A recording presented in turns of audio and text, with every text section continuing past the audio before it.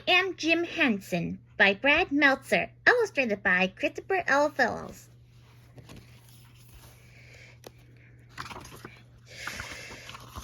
I am Jim Henson. Oh, good you're here. What's the fun of a story if you don't have anyone to share it with? Growing up in Mississippi, I used to love to watch birds. I even made my own book. When I list each bird I saw and add my own drawings. That bird up there is my favorite, the blackbird. Blackbirds have fun personalities, and I also love their other name, the grackle. Don't you just love funny names like that? My whole life, I loved cookie words. Want to know what else I loved? Laughing. As a kid, this was one of my favorite family jokes. My mom used to play it on my brother and me. Gee, that's enough. Say when. Say when. Mom, that's enough. Mom, you didn't say when.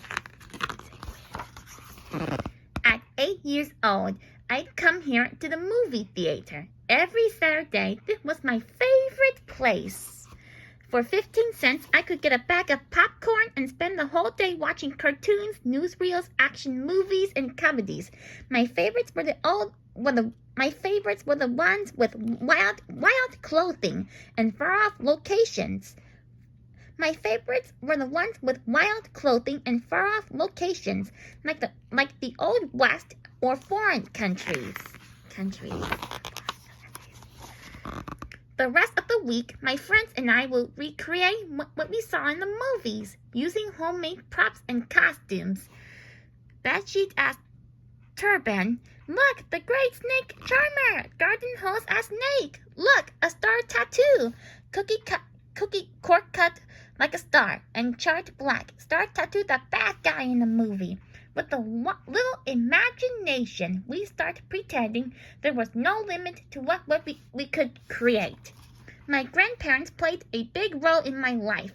I got my middle name, Murray, from my grandfather, who loved to laugh too, but he never laughed at anyone, never made fun of people. As for my grandmother, she was my best audience. When she came over to visit, we used paint, glue, and crayons to make the most amazing art projects. She was the one who encouraged me to draw things that made me happy. Monsters with giant mouths and birds with big eyes. Ta-da! I adore it, Jimmy. Now tell me a story about each creature. Those days with my grandmother changed my life. She encouraged me to tell stories. She supported my love of reading, and she was amazing with the needle and thread. She could sew anything. What is that? It is coat made out of army blanket. Like it? Gee, I really do. But the most important thing she taught me was that with my imagination, I could do anything. I could be anything, including a performer. One night, during a skit in Cub Scouts, I had one of my friends stand in front of everyone with his friends behind his back. Then I put my own hands in and, what's so funny? I'm being serious here. I can still hear the crowd laughing. I always loved a good performance. Growing up, I listened to shows on the radio like Green Hornet, The Shadow, and one of my favorite comedians, a ventriloquist named Edgar Birkin. Even though Edgar Birkin did the voices, I never thought Charlie McCarthy or his other characters were puppets. They were human to me. His work was magic in a real sense. It seemed impossible. That's what magic is. It creates wonder. It creates dreams that inspire. I see their pictures in newspapers, but here, with each show, an ordinary object came to life. Once upon a time, long ago, funny, nothing ever happens nowadays. Something happened when Edgar spoke through Charlie. The puppeteer wasn't just sharing jokes. He was sharing the best parts of himself, and people were listening. When I was 13, a new technology changed my life. At a friend's house, I saw an invention called television. You have a television? We just got it. Isn't it cool? Can we get a TV? Can we get a TV? Can we get a TV? Can you please stop? Sure. Now can we get a TV? I wouldn't give up. Soon my parents gave in. On TV, I found comedians like Sid Kaiser, Milton Barrow, and Jack Benny. One of my favorites was Ernie Convex. He tilted the set and camera so everything slid sideways. I especially loved variety shows, which had big casts that would sing, dance, and do comedy. And there was Calcula, Friend and Only, a show where puppets made jokes and sang with a human coaster. The way they talked to each other, it was like those puppets were alive. Right away, I knew one thing. I wanted to work in television. At 16 years old, I went looking for a job at all the local TV stations. Sorry, kid. There has to be another place that will hire me. They all said no. But like the time I begged my dad for a TV, I never gave up. Soon after, a local station announced it was looking for a puppeteer. I never used a puppet before, but my whole life I loved creating. This was the job I wanted, so how'd I get it? This was the job that I wanted, so how'd I get it? The same way you get any dream, hard work. I went to my high school library, took out books on puppetry, built a few puppets, and went back to the station. Now I am a puppeteer. Will you hire me? They gave me a chance. That was all I needed.